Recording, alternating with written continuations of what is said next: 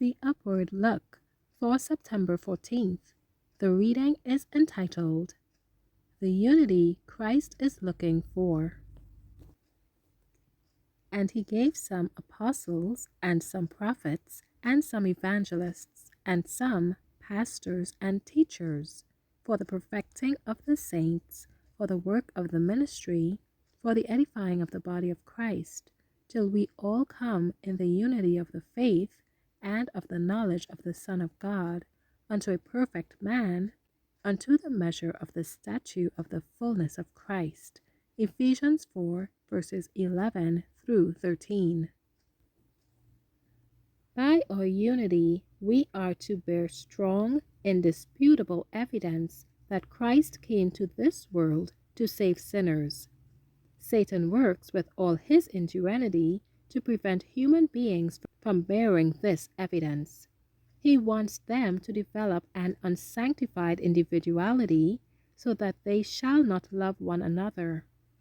Too often, professing Christians yield to him, and then the merest trifle causes a difference to spring up among them. Men and women professing godliness build walls of separation between them and their fellow workers, because not all think in exactly the same way or follow exactly the same methods. Those who stand apart, refusing to harmonize, dishonor God before the world. Christ prayed for unity. It is his will that his followers shall labor together in Christian fellowship. Let us respond to Christ's invitation, Come unto me, all ye that labor and are heavy laden, and I will give you rest. Take my yoke upon you, and learn of me, for I am meek and lowly in heart, and ye shall find rest unto your souls. For my yoke is easy, and my burden is light. Matthew 11, verses 28 through 30. To respond to this invitation, we must let go of all self-importance, all feeling of superiority, and bow in submission to the will of God. And the glory which thou gavest me, I have given them, that they may be one, even as we are one, I in them, and thou in me, that they may be made perfect in one, and that the world may know that thou hast sent me, and hast loved them, as thou hast loved me. John 17, verses 22 and 23. What a wonderful change would be seen in our world if all would obey Christ's words.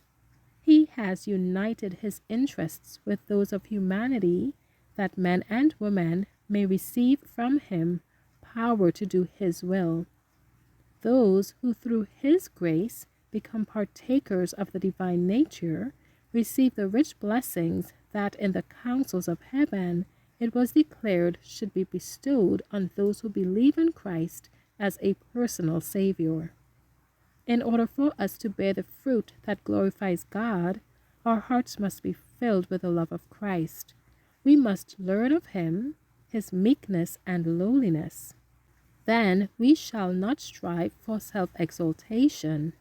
When men see more clearly the completeness of Christ's sacrifice and condescension, they will better understand what is comprehended by oneness with him. Prepare to meet thy God in peace.